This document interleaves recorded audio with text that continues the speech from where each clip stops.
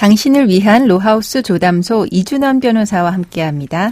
안녕하세요. 법무법인 신세계로의 이준헌 변호사입니다. 오늘 상담소를 찾은 분은 어떤 고민이 있으신지 사연으로 먼저 만나보시죠. 저는 일찍이 남편을 잃고 하나밖에 없는 아들을 혼자 키웠습니다. 안 해본 일이 없을 정도로 열심히 살았고 돈도 남부럽지 않을 만큼 모았습니다. 그렇게 모은 돈으로 아들 장가를 보냈고 오피스텔도 샀습니다. 이제 인생의 숙제를 다 마쳤다는 생각이 들었을 무렵 아들이 폐암에 걸렸다는 소식을 들었습니다. 남편도 폐암으로 잃었기 때문에 아들 병간호에 모든 노력을 쏟아부었으나 호전되지 않았습니다.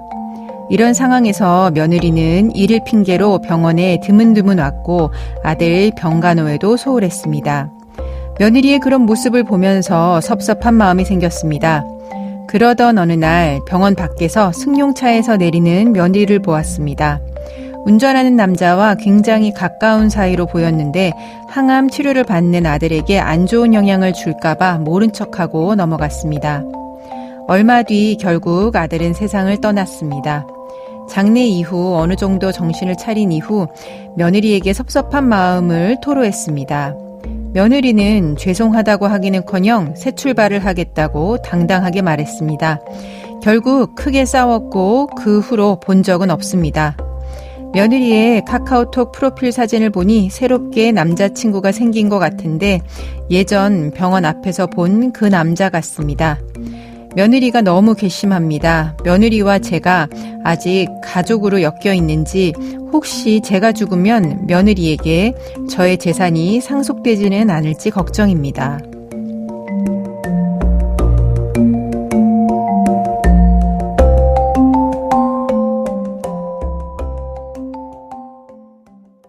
조인섭 변호사의 상담소, 남편과 아들을 같은 병으로 잃은 어머니의 사연이었습니다.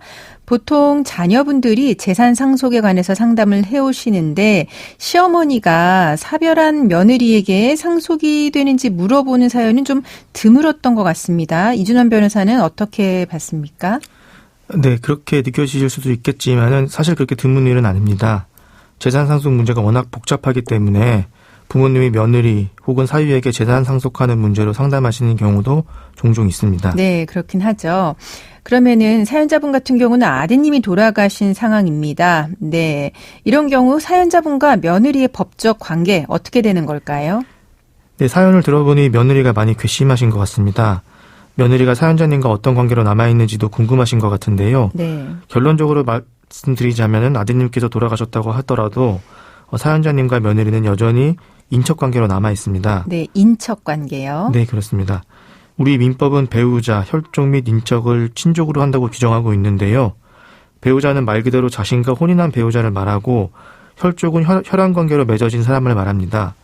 인척은 혼인관계로 맺어진 사람을 말하는데요. 배우자의 혈족, 혈족의 배우자, 배우자의 혈족의 배우자를 인척으로 봅니다. 며느리는 사연자님의 아들, 즉 그러니까 혈족의 배우자로서 인척에 해당하게 됩니다. 네, 그러면 며느리가 인척으로서 상속을 받을 수 있나요? 며느리가 인척이기는 하지만 상속인은 아닙니다. 민법상의 상속인은 직계 비속, 직계 존속, 형제자매, 사촌 이내의 반계혈족으로서 모두 혈족에 해당하고 인척은 상속인에는 해당하지 않습니다. 그러나 문제는 며느리가 대습상속인에는 해당한다는 것입니다. 네, 대습상속인에 해당해서 상속을 받을 수 있다라고 하는 건데요. 그럼 대습상속인이 무엇인지 설명을 해주세요. 네, 대습상속인은 상속인이 될 직계비속 또는 형제자매가 상속 개시 전에 사망하거나 결격자가 된 경우에 사망하거나 결격된 사람의 순위에 가름하여 상속인이 되는 피대습인의 직계비속 또는 배우자를 말합니다. 네, 굉장히 어렵습니다. 네. 더 간단하게 설명해 주세요. 간단하게 얘기해서 원래 상속인이었어야 할 사람이 상속을 해주는 피상속인보다 먼저 사망하거나 상속 결격자가 되었을 경우에 대신 상속을 받게 되는 사람을 말합니다. 네.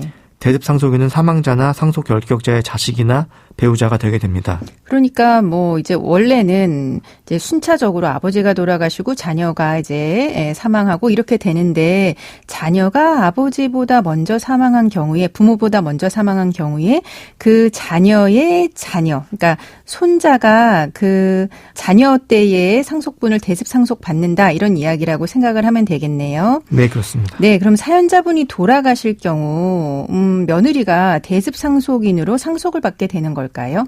네, 그렇습니다. 사연을 보니 아드님이 슬하에 자녀를 두지 못하고 사망하신 것으로 보입니다. 네.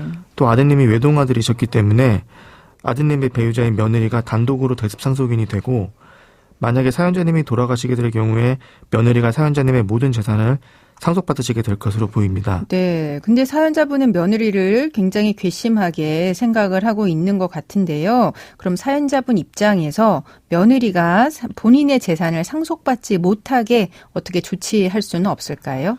네, 사연을 들어보면 며느리가 상속을 못 받게 하고 싶은 사연자님의 심정이 이해가 되는데요. 며느리가 상속을 못 받게 하는 방법이 아예 없는 것은 아닙니다.